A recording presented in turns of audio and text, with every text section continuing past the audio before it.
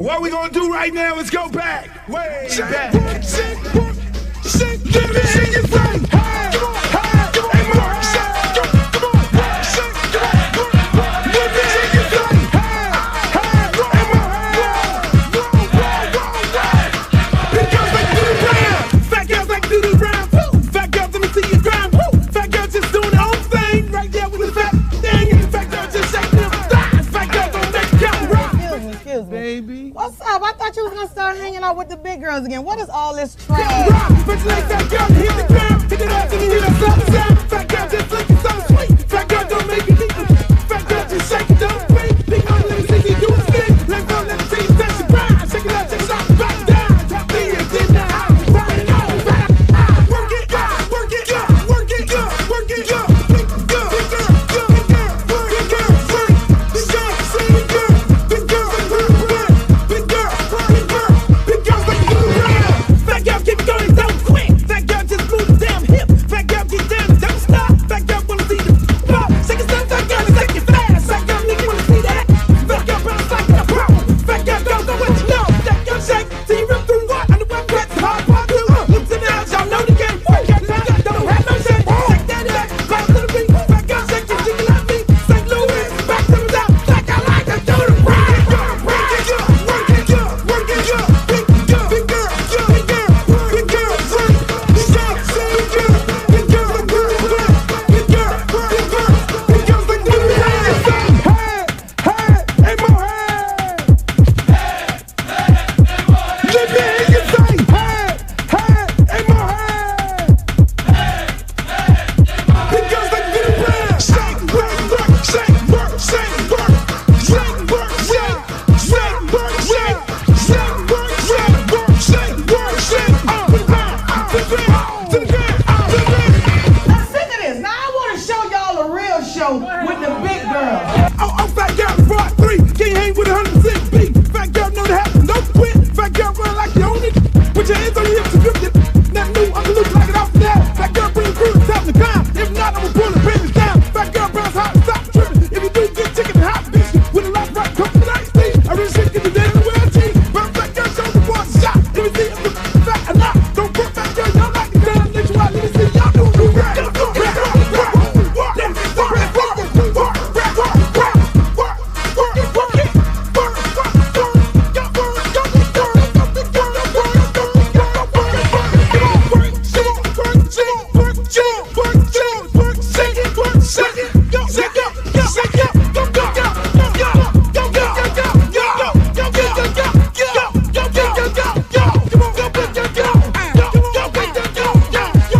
I'm serious. Where you are, not the Elvira.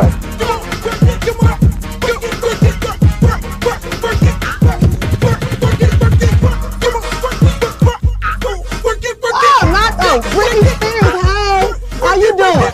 Big girl, big girl, big girl, big girl, big girl, big girl, big girl, big girl, big girl, big girl, big girl.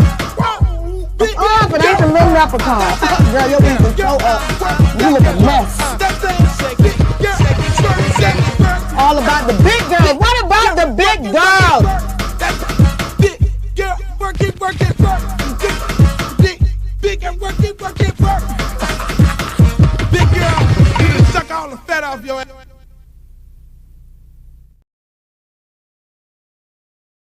Go big girl, go big girl, go. Go big girl, go big girl, go. What's up, y'all? This your boy, Uncle Luke. I have not been here for a little minute. Why is my hat crooked? Should I be on there? I got to get it in the middle because I'm a player. I'm a player. Players had their hat leaning. You know, old school players had that thing leaning like that.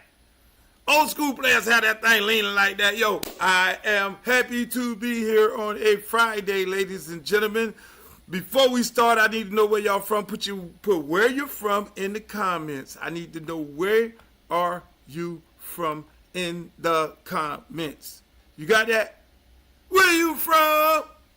Where you at? Where you from? You just want to say Houston. Where you from? Dallas. Where you from? Atlanta. Where you from? LA. Where you from? Sacramento. Hey, look, man. I'm here to have a good time. This is a great weekend. This is a great weekend for myself. I know they got Kentucky Derby going on up there in Kentucky. I know we got Formula One in Miami Gardens, but you have yours truly, Uncle Luke, getting a street named after me. Street named after me. The it's called Luther Campbell Way. 1095 Northwest 58 Terrace. You all can come on by, hang out with me. We're going to have the Junkadoos. We're going to have some fun. We're going to have some kids out there. We're going to have some food. We're going to have the mayor out there. We're going to have everybody out there. Shouts out to Mayor Suarez. I love you, my brother. He did it. He put it all together. Him and his staff put it together. They put it in motion.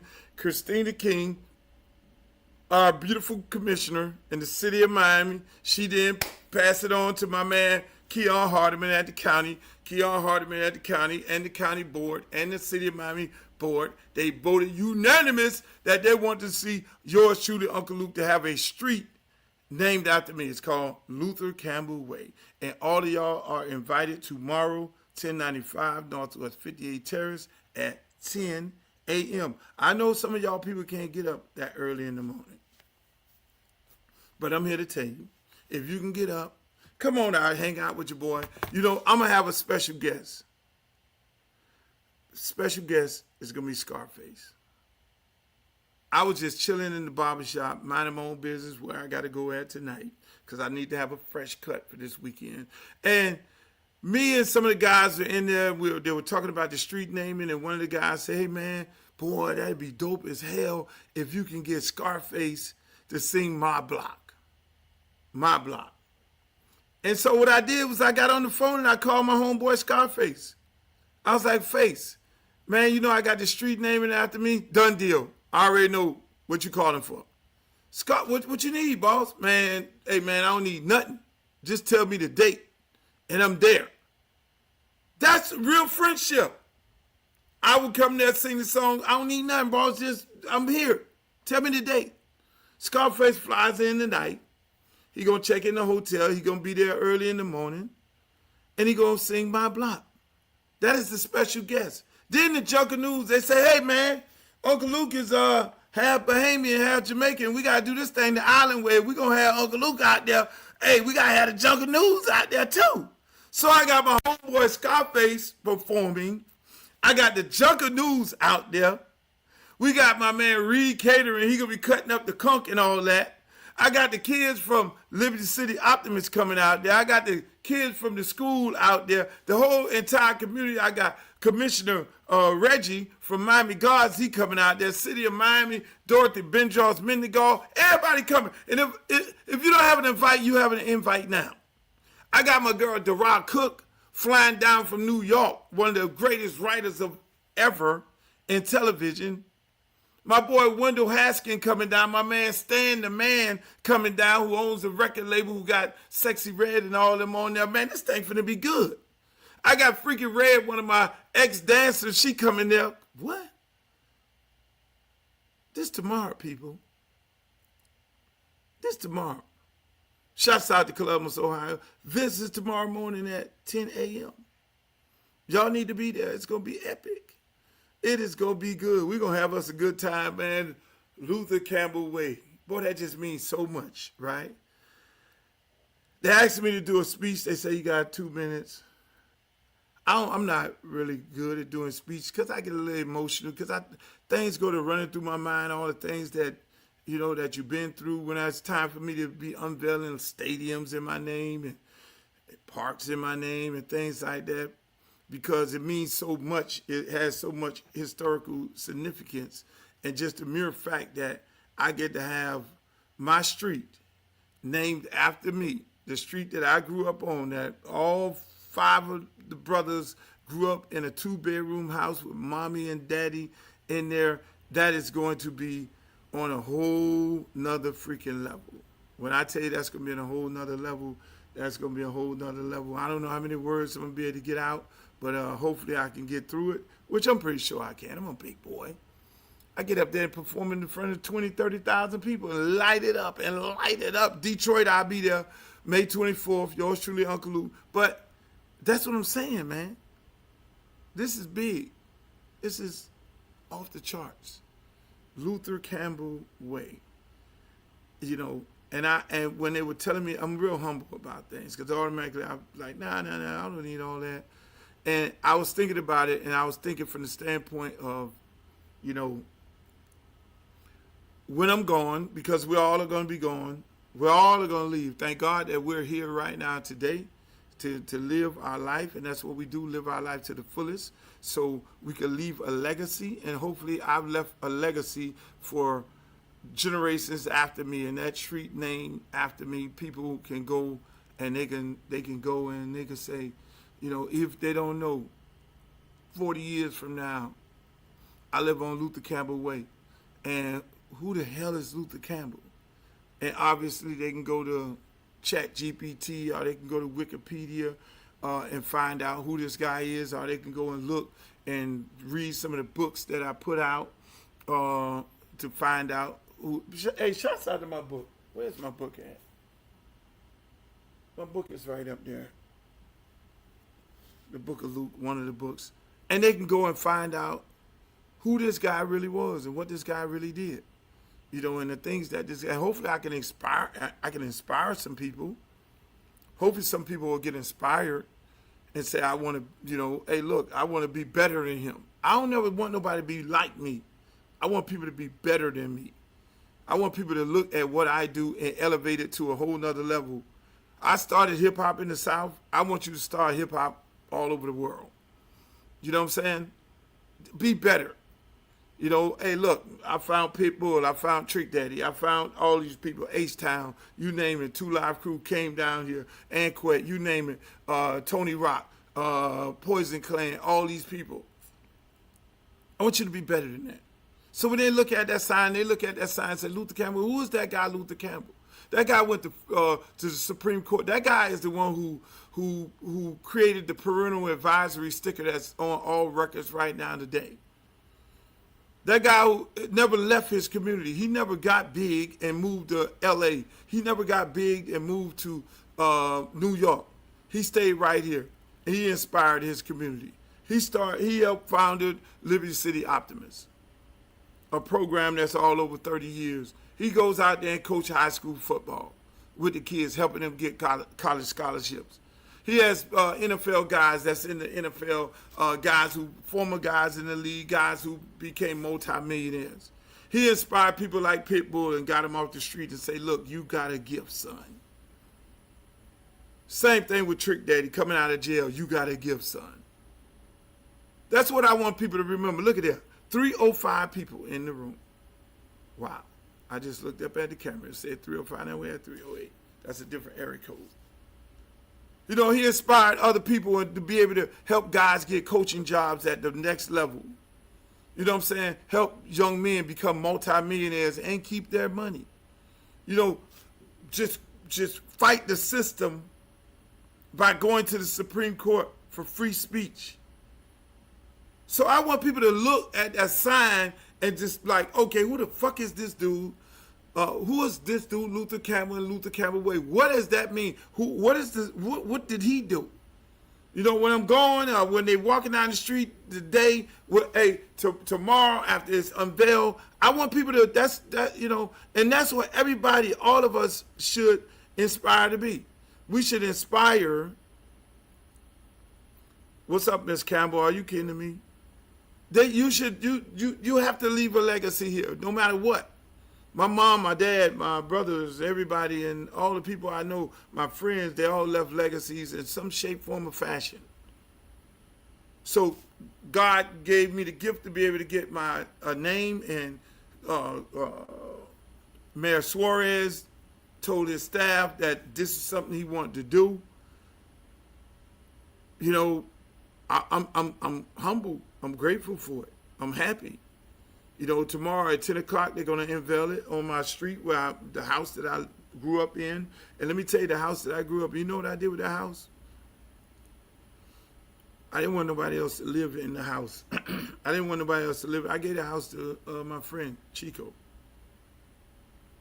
I was like, I don't want nobody else to live in the house. That's what we grew up in.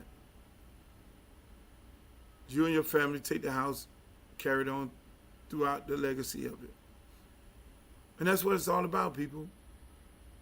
You know, we do things, but we don't ask for no credit for nothing. We just do things. And so when people go down that block, I want them to be able to look that shit up. Look at who the fuck that guy is on there, whether I'm here, I'm going, or whatever. My son right now, he's like, Dad, I got to go play in a baseball game. We got a doubleheader tomorrow, no balls. We going here. He don't understand right now. You think he would understand. You know, he's a young-minded 15-year-old. He's not a fast 15-year-old because we didn't raise him fast. And so his kids and the kids after and my family and my grandkids, all that, everybody, you know, even though I don't have the greatest relationship with all my other kids, but at the end of the day, they all could then go up there and they can see if they have grandkids and they can see, hey, look, Luther Campbell Wade, granddad. Who the fuck is this guy? People ride down the street. Who is this guy? I rode down Luther Campbell Way. Thank God, please, people, don't do no crime on Luther Campbell Way because I cannot have y'all ass. Luther Campbell Way, they had a shootout. One motherfucker dead and all this, and one motherfucker got robbed on Luther Campbell Way. They would love to do that. But obviously, we don't do that. They don't have any crime in my neighborhood. Y'all, excuse my appearance. I just got done working out. Every time I work out, I go to thinking about things that I want to talk about here on this podcast. I'm sorry I've not been here because I've been working my ass off. Huntsville, Alabama, I see y'all up in here. I did ask y'all to come in here and come in here and holler at me, which is what you guys are doing, which is a beautiful thing. I'm looking for my water. That ain't here. Shouts out to my girl Glow. I appreciate you being up in here. Reggie, yeah, this is a big weekend, people. You got the Kentucky Derby in Kentucky, and I know it's a lot of fine-ass women out there got their hats on and they derby do and all that. I haven't been to the Derby in so long, but it's a big weekend here in South Florida also. We got Formula One with all the billionaires. I've never seen that many, private jets at Opelika Airport. I mean, they lined up. They're all over the place. So all the billionaires, big money people are down here in South Florida, ready to take over, leave that money here. Leave your money. We need your money. We need them tax dollars. Come on in. Come on, do what you do. But that's what it is, man. It's a big weekend. It's a big weekend for me. And also on May 17th, the city of Miami Beach, Chamber of Commerce is honoring me. They're having a big gala in my name, and if you can go over there and get you a table, y'all more invited. Y'all are invited to come over there. It's gonna be at the Lowe's Hotel. So y'all look up that information. But let's get on to this podcast. You know, I've not been here in a minute because I've just been, extremely busy, and I needed to be on here. Now when the draft happened, I was chopping at the bits to be on here. I was chopping at the bits to get on this motherfucker here and give it to their ass blood raw. Shouts out to my man Prime, Deion Sanders and his son Shador and Shiloh and the whole entire Prime family. Let me get right into this motherfucking shit here. Because the things that I talk about on this podcast, nobody talks about. Because I have a totally different perspective on all these things. Shouts out to Cam Ward. Before I get into Shador, I'm not going to do like the networks and overshadow what Cam Ward has done. Cam Ward, you did a great thing at the University of Miami. I am so proud that you are the #1 pick in the draft, and you did that shit, bro. You did that shit. Cam Ward is the best quarterback in the fucking draft. Cam Ward is going to have a successful career. And I'm not just because he played at Miami and we just borrowed him for 1 year, came from Washington. This young man here defeated all odds. If there's anybody that a lot of kids should look up to who were not recruited, who had no offers, who had nothing, had to play in a wing tee in high school football, never using his ability to throw the ball. Shouts out to his high school coach. I know you fucked up, but you feeling some kind of way right now. You should have backed this guy up and threw some passes, and hopefully you won some state championships with him at wing tee. And if you didn't, that's on you. He gets an opportunity. He has to go the long route, go to these small colleges, work his way up to a big college. Somebody saw him, the coach saw him, and gave him an opportunity. And he seized the moment with that opportunity. This kid went the long route. This kid went through adversity. He could have quit. He could have stopped. He could have went and got him a job. He could have joined the military. He could have did anything. And then he made his way to the University of Miami. Him and his family made a big decision. They could have went in the draft last year and probably got drafted around the third, fourth round. But then he made a big decision to come back another year, which was the right decision because at Washington, the last 8 games he lost 7 out of the last 8 games at Washington. And I know that was taxing on him because he pretty much felt like he was a projected high pick. But because when you do that as a quarterback, that's not going to fly. It's not going to fly with the league. You got to win, regardless of whatever the situation is. So Cam decided he wanted to come back to the university. He wanted to go to the University of Miami and play behind that steel curtain of a line.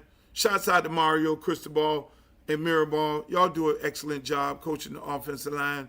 Everything else, I don't know. But I'm going to give you props because I keep it blood raw. What Cam Ward did at the University of Miami is unprecedented. It's totally unprecedented. What he did at the University of Miami, think about it. Cam Ward got no receivers drafted. Not one receiver from the University of Miami got drafted. Now make that make sense. Mind you, at the number 1 offense, won 10 games, but not one receiver got drafted. How do you fucking be the best quarterback in the draft with not one of your fucking receivers drafted? He didn't have no Julio. He didn't have no Amari Cooper. He didn't have no the boy from Ohio State. He didn't have none of that. He had a guy. His main target was a guy who ran a 4.8 in the combine. 4.8, undrafted. His next target was a young man who, what did he run, a 4.5 or something like that? He had a tight end that did get drafted. Mind you, I went out there on the limb and I really questioned the wide receiver room last year because I thought that they should have did a whole bunch of things in the wide receiver room at the University of Miami. They didn't. They never rotated the receivers. They never developed any receivers coming forward to this year. That's a whole nother fucking story because we got a whole bunch of young receivers and not in the portal looking for experienced guys, and that is hard to find. And I criticize the receiver coach, but I know, let me just say this. I know I was criticizing my good friend Beard, but I just shot at Beard because I know it wasn't really Beard that was not putting those other receivers on the field. It came from a higher up. It came from either Shannon Dawson or Mario Cristobal to tell Beard, don't rotate the fucking receivers. Now, fast forward to this year, we have no experienced receivers coming back, which is the most insane shit I've ever fucking seen in my life. And if Shannon Dawson did that shit, which I know he hangs out in the goddamn motherfucking receiver room, he is the offensive coordinator. For you, Shannon Dawson, that's malpractice. I don't give a fuck that you had the number 1 offense because you did not have number 1 offense. It was fucking Cam Ward, the number 1 pick. The running back got drafted in the 7th fucking round. So think about it. Here's a guy becomes the number 1 pick in the draft, and he has no receivers get drafted, and he has his running back get drafted in the 7th round. He's a fucking beast. Nashville, you got a beast. A guy that had mediocre receivers and a mediocre running game with an excellent offensive line. So you give him a fucking offensive line, he will do his thing. You don't get he with mediocre receivers. So Nashville, newsflash, put your money into the offensive line. I'm gonna give you something you might want to investigate. Go over there and pay Stotland at Philadelphia Eagles 3 times the amount of money. You want to fucking win? You want my man to look good? Go to the Philadelphia Eagles and pay Stotland 3 times it. I know that Philadelphia GM and the head coach gonna be upset with me. Those are my good friends. But I'm just saying, go get the best. That's what Nick Saban always did. That's why when people go to telling me about Nick Saban, what about Nick Saban and all these guys came from the Nick Saban tree? I say the guys who came from the Nick Saban tree, if they did learn anything about Nick Saban did one thing. Nick Saban hired the best of the best to be his position coaches and his defense and offensive coordinators. And if your coach ain't doing that and he came off the Nick Saban tree, he is not following the Nick Saban way. Fuck that. I don't give a damn who I offend. So if you're going to get G5 and you're going to get these understudies and you're going to get these glorified goddamn GAs to be your coaches on your staff, you are not doing the Nick Saban way. And you got the money to do it. Hit dogs to holler. They'll start hollering in a minute, people. Shouts out to all my friends on G Willie, big homie, all them dudes who be on the Twitter space. I go into their space and enjoy myself. But again, Cam Ward, he did something great. That segues me into Shedeur. Total opposite. Shedeur, all of his receivers got drafted. Make that make sense. Cam Ward receivers don't get drafted, nor his running back, and every one of Shedeur receivers get drafted. Because Shedeur delivered the ball to them. So how in the fuck does Shedeur drop to 5 when he was projected number in the first round? Projected in the first round. Draft grade in the first round according to all scouts. See, the scouts, people, let me help you all with this. Let me put on my fucking Luther Campbell working for the agency hat. Scouts go out to every game. They start looking at these guys when they're freshmen, as soon as they get on the fucking field. And they evaluate. Had a big-ass book his freshman year, his sophomore year, his junior year, his senior year. And they have this big book on them. And then they go back to the room with the player personnel, the director of player personnel, and they come up with draft grades. Shedeur was graded out as a first-round pick, according to all scouts. Now, scouts is here. Management is here. Ownership is here. That's how this shit works. So, ownership made the decision at their little meeting in my opinion, at their little meeting in Palm Beach. Every year, there's an owners meeting. If you probably heard about it, they sit in there for like 7 fucking days. And what you think they do? They go hang out with Kraft and go get some girls? No. Ownership meeting, they go into the meeting, they fly their big jets down there, these big time billionaires, and they make the decisions of the league. They change rules. They also talk about finances. They go around. Matter of fact, the motherfuckers, I don't know for a fact, but I guarantee you the draft is done in the owners meeting. Free agency is dealt with in the owners meeting because think about it. It is 32 guys that own 32 teams and maybe one lady. They revenue share. So if your team didn't make it to the Super Bowl, that ain't hurt the pockets of your team. Everybody bust that money down the same way. So 32 mob motherfuckers sit around at a big ass motherfucking table and they're all sitting there chilling. Hey, Bob, and all this here. Okay, we're gonna pay these niggas this amount of money in free agency. Hey, look, man. Hey, put it on the board here, Roger. Who's coming up in free agency? Okay, what's the market gonna be? We determine the market in free agency. What you gonna pay the quarterback, the running back, the linebacker, the defense, all this bullshit. That's what they do in free agency. Okay, let's get to the draft. Oh, we got this fucking guy Shedeur. All right, okay, we got Cam and all this here. All right, let's do a mock draft in here. We're going to do a draft in this motherfucker. First of all, before we get to the draft, we're going to deal with some general house cleaning, some issues that we may have in the draft. Some guys that may have did some dumb shit, but they could really play ball, find out where they're going to be drafted at. Some other guys, we got intel. All right, the fucking FBI guy come in, former FBI. He tells you the intel on these certain type of dudes here, and they got all the information. And they sit up in there, and then they break down their information. And then what they do is people say, oh, stay away from that word colluding. That's where the colluding happens. It's all business, not colluding. Nobody fucks with Shador until the 5th round. We're going to send that fucking prime goddamn message. That's what the fuck happened in the owners' meeting. This shit didn't happen by mistake. Don't fuck with Shador into the 5th round. So Cleveland panicking. Oh my God, we need a fucking quarterback. It's 3rd round. We can't let somebody else get Rick Gabriel. Who's the next guy on our board? Fuck. We really want fucking Shador. God damn it. I don't give a fuck what Prime say about not going to Cleveland. I want Shador. God damn. Fucking get Gabriel.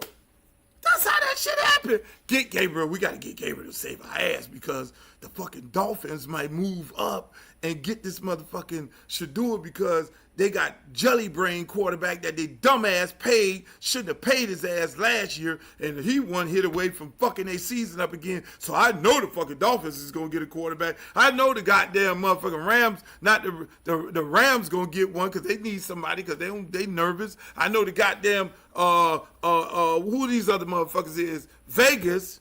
Shit, the kid was being coached by Tom Brady all his motherfucking life. So if Tom got anything to say, he's going to get this motherfucker here.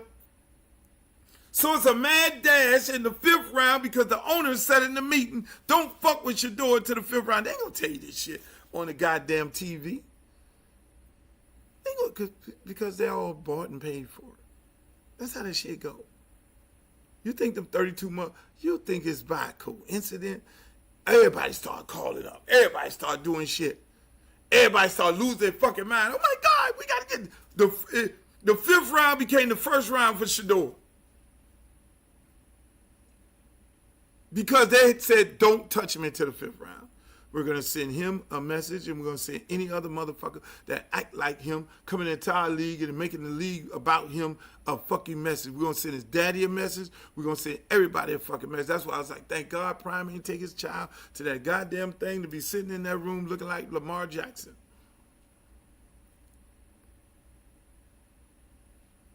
People don't understand. Oh, he dropped. No, ain't no drop. The owners made him drop. They did that. Jerry Jones, they fucking said, Jerry, hey, Jerry, don't fuck with him. I know you and Prime is good friends. Don't you fuck with him, Jerry. Okay. Do we all agree in this motherfucker? All 32, put your hands up. Say aye. We will not fuck with Shador Sanders until the 5th round. You can do what the fuck you got to do. Aye. All right, let's move on to the next topic here. That's how that shit went, boss. That's their league. They can do what the fuck they want to do with it. At the end of the day, if you don't like it, if I don't like it, if anybody don't like it, you know what you do? You go get your own league, which I really want to do so bad. I have a great idea. Get all my millionaire black friends and some white friends, and we just start our own league. That thing with The Rock got fined. That ain't our shit. That's their shit. I have a great idea of what we could do with a fucking league. We could trick that motherfucker out. We can bring some money to it. You know the NFL is going to have a problem with it. But at the end of the day, you know what the NFL is going to do? They're going to see what the fuck we're doing. They're going to see how glossy and how great this shit is. They're going to see black people coming to the game. And they're going to see some white people supporting the game as well. And they're going to see how much money we're making. They're going to see television contracts going to go up, people getting paid, and people having an option, other players having an option, and not that bullshit USFL or whatever the fuck they got going on out there. They'll see that, okay, hey man, this is what it is. Because that's what the AFL did. It was the NFL first, and then it was the AFL. And then they did a merger. That's why you got NFL and AFL. It's not one league. And then they brought it into the National Football League.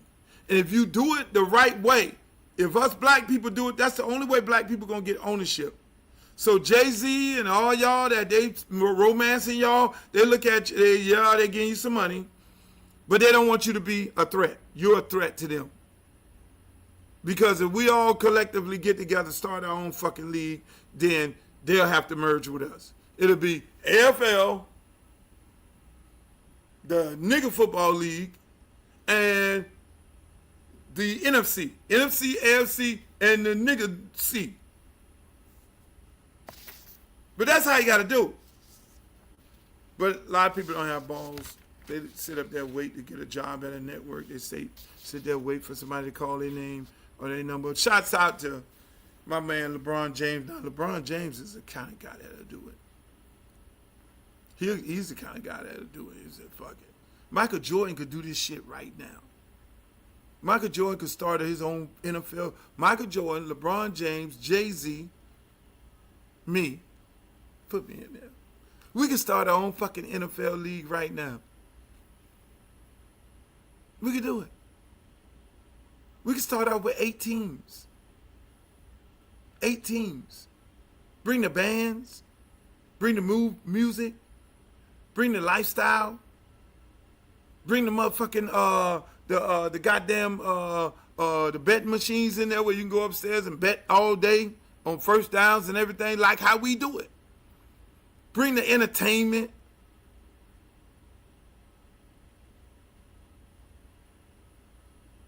Glow say that's a dream team. We can start our own fucking league right now. But these guys, a lot of these guys are part of the Good Old Boy Network, and they're not going to shake things up. They don't want to be on there like Kanye West, screaming and hollering after he just shook some shit up. And they told him, no, you're out the room. And you go knock on the door. You put your code in to go in the room with the motherfuckers. And you stick your code in like Kanye West. Stick that code in. That shit say, denied. Access denied. You realize that they didn't kick your ass out the motherfucking room. You can't go up in that motherfucker. But that'll be a hell of a fucking team. We can start off with 8 motherfucking teams. Houston, Dallas, Atlanta, LA, Miami, Charlotte. Who am I missing? St. Louis.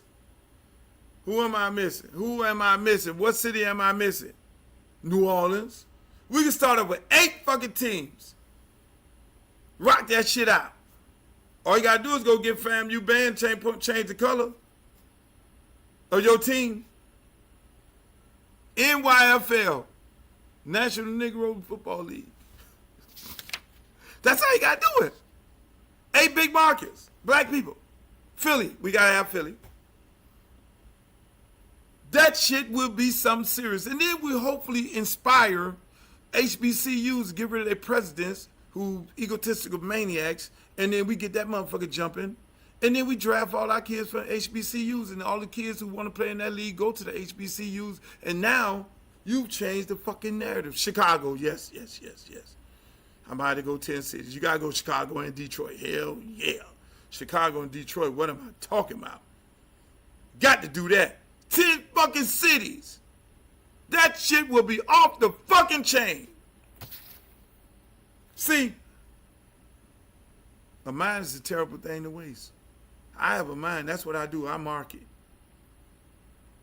I ain't got well mad because I don't know shit. I take shit and turn it into sugar. Is that not the easiest thing? So when I sit my black ass up here talking about I'm celebrating 40 years of just creating Southern hip hop, that's what the fuck I was thinking about. So you want me to be the nigga who created the Negro Football League? That's what I do. I don't duplicate. I create. There's some people who are creators, and there's some people who are duplicators, and there's some people who steal ideals from people who create. LeBron James can make that happen. Get the group together. Stop fucking around. Speaking of LeBron James, they got kicked out of the playoffs. Everybody want LeBron to fucking retire. No, LeBron don't need to retire. LeBron need to keep doing what he fucking doing. Man, 40 years old out there giving motherfucker 40 points. LeBron don't need to be logging in them kind of minutes. LeBron needs help. LeBron needs another coach. Shots out to his coach. You thought that shit was sweet. That's why I love all these people on the social media. They get on the fucking social media and on these podcasts like this, they go to talking all that cash money shit. But now when you get your ass behind the joystick, they coach find out he was on there criticizing like a motherfucker last year. J.J. Redick, he talking about what they should have ran, what they should have did, how stupid the coach is. He got the brother fired. LeBron James went for the okie doke and then fucking make J.J. Redick the coach. I love the shit he talk about on the podcast. That shit make fucking sense. And now they gave you the fucking joystick, J.J. Redick, and your ass got tight. Your ass got tight, your nuts got crossed, you didn't know how to fucking make an adjustment to save your fucking life. So you motherfuckers on these podcasts who never became a head coach or coordinator at no given time, you don't know how it feels. Especially if you never did it before. That's why I listen to all these dudes, my good friend Stephen A., Kendrick Perkins, all them. Everybody got something to say. But when you become that motherfucking head coach, even Shaq, even Kenny,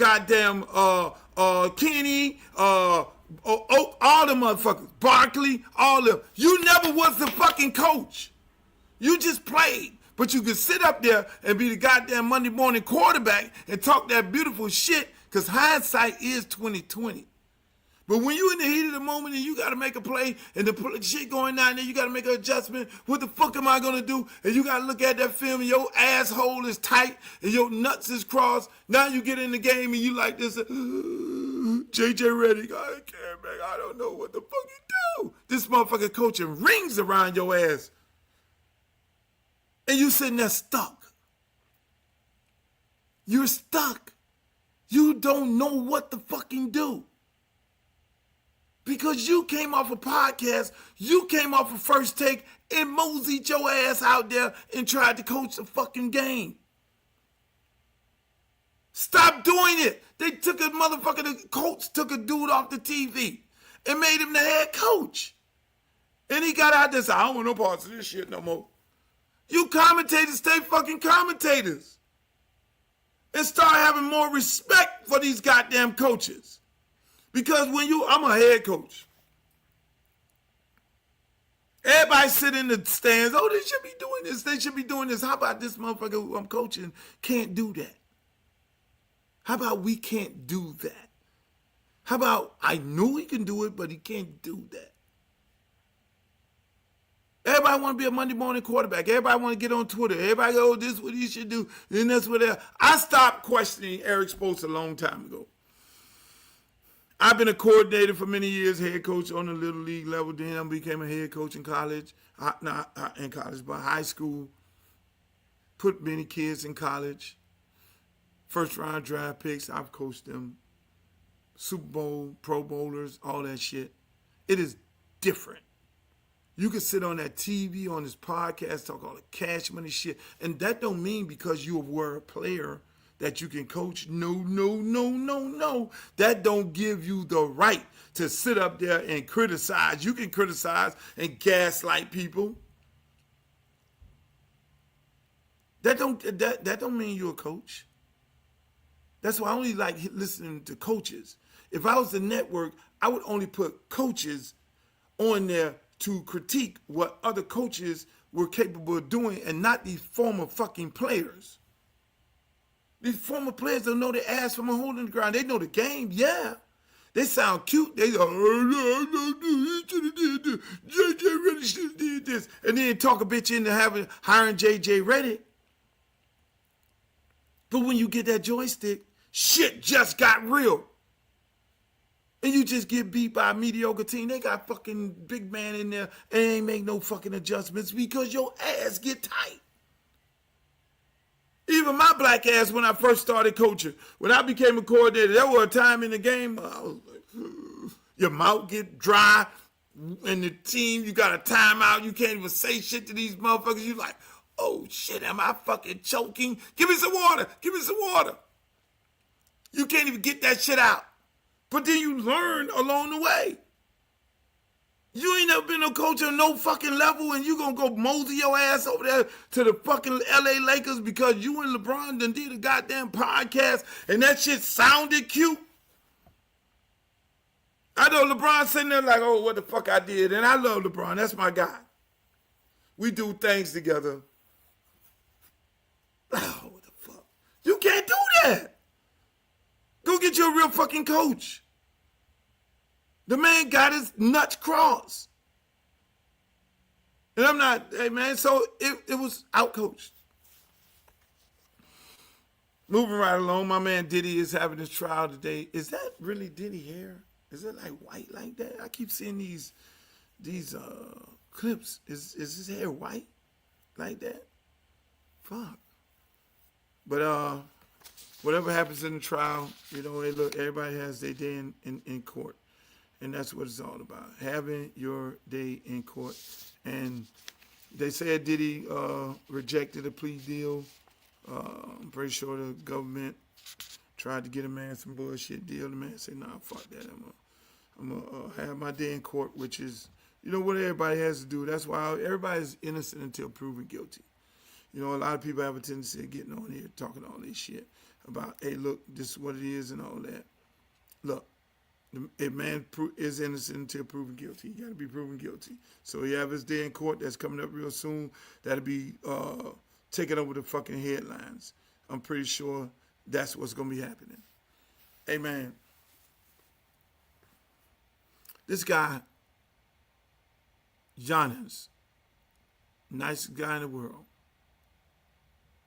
What the fuck is going on with these daddies are now coming on the court and they feel obligated that they want to jump into the player's face? I'm not calling the daddy name, no, I'm calling the player name because I'm not going to bring no attention to them individuals, but parents, sit your ass in the stands. You run up on a motherfucking 6'12" guy and you going to do what? Y'all parents be parents. Shut the fuck up. Sit your ass on the fucking court and shut the fuck up. It ain't your business. Your son is a grown man. Let him handle his own business. It ain't your business to go run up in no goddamn grown-ass man face, a basketball player who playing a tough, heated game. Even if he elbow your son in the mouth, then your son, if you taught him well, he need to go back and elbow that motherfucker in the mouth.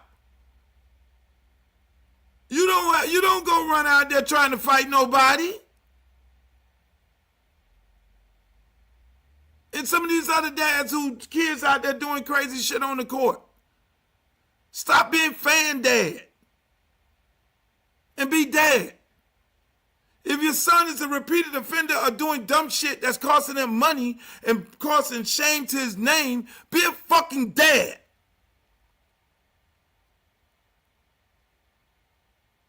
Be a dad. And do what? Tell your kid, hey son, you can't do that shit, bruh. But everybody's scared to get cut off. Mama's scared to get cut off. Daddy's scared to get cut off. Homeboy's scared to get cut off. Well, I tell that motherfucker something, he gonna cut me off. He gonna be like, fuck me, dad. Because you sat there, you let the nigga start cussing around you. That's where the big problem come in. When your son or your daughter start cussing around, y'all don't give a fuck how grown you get. I ain't never cussed around my parents. Because the fear of getting the shit knocked out of my ass was still there. And I ain't never felt, my parents was here on this earth, I ain't never felt obligated to say nothing. You think my motherfucking son in there gonna fix his mouth? Well, he gonna say, man, fuck that shit. He gonna be sitting up here talking that bullshit. You ain't finna drink no liquor around me. I'm sorry, I don't give a fuck if you're 40. We ain't doing that. Dads stay in dad place. Parents stay in parent place. Don't be no fucking fan. I don't give a fuck how young you are. You was young when you had the motherfucker. You don't act like the kid. You act like the parent. And you gotta check your motherfucking child. Don't be the goddamn agent, because the agent is full of shit too, because he gonna be like, oh yeah. He ain't gonna say nothing until you crash out. Because he don't want to get cut off. Agent say, hey, man, you can't be doing that shit, man. You go ahead, man, that shit ain't good for your personality. Oh, who the fuck you telling that shit there? Man, I'll fire your ass. Agent scared to say something. Manager scared to say something. Girlfriend scared to say something. Homeboy scared to say something. Everybody gonna let the motherfuckers, these guys, crash the fuck out. Daddy scared to say something. Mama scared to say something. Huh? No. That's what's going on right now today in society. Oh, that's what the young people do. No. Ain't with no motherfucker. That's irresponsible parenting. You think this 15-year-old and this motherfucker is gonna say something crazy? If they hit him with the baseball out there on the baseball field, he gonna take the hit and he gonna. If he gonna mix it up, that's on him. But he ain't 9 times he gonna take the hit. That's what comes into the game, and he gonna run his ass to first base. And when he get up to bat again, he gonna knock that motherfucker out the park. Daddy ain't finna go say nothing. Now if a grown up get sassy out the stands or some parent gets sassy, then daddy gonna have a conversation with that parent to say, this is what you don't want. I'm not going to have no conversation with no coach. The coach the other night said, my ex say, did you see the opponent coach was talking to Blake? Did you see what he was talking about? I was like, nah, I missed that. And then Blake comes out of the game, and after the game, Blake, and this is what we do. I don't talk to no fucking coaches about playing time. I don't do none of that. I do my talking to my child in the car and on the practice field. That's what we do. And so what the coach said? The coach said something? Yeah, he said, I'm a very good player, and I was baiting his pitcher, and the pitcher, so I was getting out the bag, and I just walking and going back and walking, and so the kid, I saw when the kid threw the ball over his head, and then he then stole the fucking base, and then after he stole that base, then he had the kid rattled, then one run went in, and then obviously that was the run that helped them win the game. He then goes steal home plate, hops up, celebrating, having fun with his guys, and the coach thought he was being disrespectful of the game. And I said, no, you weren't being disrespectfful for the game. If you was disrespectful of the game, I'd be the first one to be like, hey, what the fuck are we doing? If your coach don't say it, then that's when I say, yeah, yo. Because we're very respectful of everything that we do. I said, no, he just in his feelings because they lost. And if I just saw that, then I would have had a conversation with the opponent coach coming out. But matter of fact, I wouldn't have did that. I'd have had a conversation with my coach and say, you might need to have a conversation with that coach because that is how it's handled. Because ain't nothing good was going to come out of that, me and him having a conversation. Because he said something wrong. Then you got Luther Campbell is on the baseball field to slap the shit out of the opponent coach. And then now my son is targeted for the rest of his fucking career. I'm having an asshole dad because I already know it ain't going to end right. And that goes for all you parents out here. I don't give a fuck. There's a way you handle things. That is how you handle it. Don't you get your ass out there, go to talking to the other players. If your son out there shooting guns and all that, if my son shooting a gun out there and all that, and he didn't, no. Hey, boss, we don't do that. We gonna have a conversation in the car. You might be doing up downs after the game in the front of you. Why is Blake doing up downs? We don't play no goddamn shooting no guns at nobody, dropping no grenades. No, I ain't your fucking fan. I'm your damn daddy. And we conduct ourselves in an orderly fashion because your name will be, the game will be over. You're going to have kids. And some of these guys got kids. You want your kid to grow up and your daddy was an asshole on the court? I mean, be an asshole in another way. Like, you be a tough player, you be physical. That's all great. But fruit don't fall too far from the tree, ladies and gentlemen. That's what it is today. It's a Formula One day today. Hey, look here, man. Again, this is a great weekend here. I love it. Kentucky Derby in Kentucky. Formula One in Miami. But the best day is tomorrow where yours truly, Uncle Luke, they'll be unveiling my street name, Uncle Luke Way. I love it. I fucking love it. But I'm humble. I want to say thank you to the mayor of Miami, City of Miami, Francis Suarez, for making this happen, passing it on to Christina King. Christina King then taking it to the board. Everybody in the City of Miami overwhelmingly passed it. I want to give a shout out to the entire board. And then they pass it on to Keon Hardeman. That's how government works. That's civics. Pass it on to Keon Hardeman. He then proposes it. He then creates a bill, and then the county overwhelmingly supported. I'm looking forward to seeing some of those good folks out there to the unveiling of the street because it means so much. Again, people, that means so much to me. You know, again, we all are going to leave here at some time.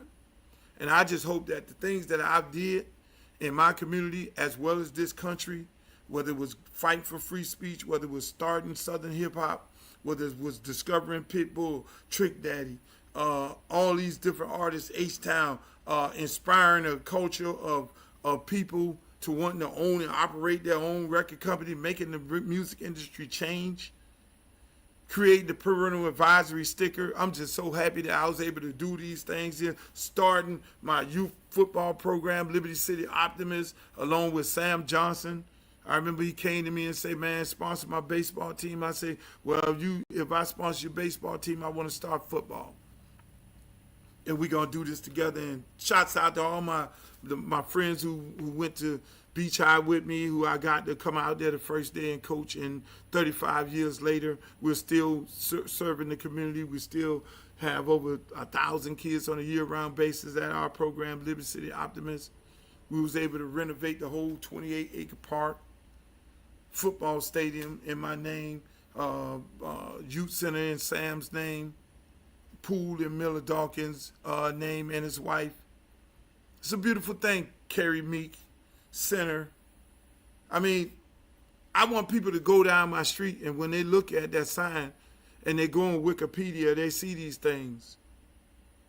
And hopefully it'll inspire other generations after generation and my kid and my kids' kids to be able to go ride down that street, Luther Campbell Way. And I love the name, the Luther Campbell Way. Do it my way, but do it better.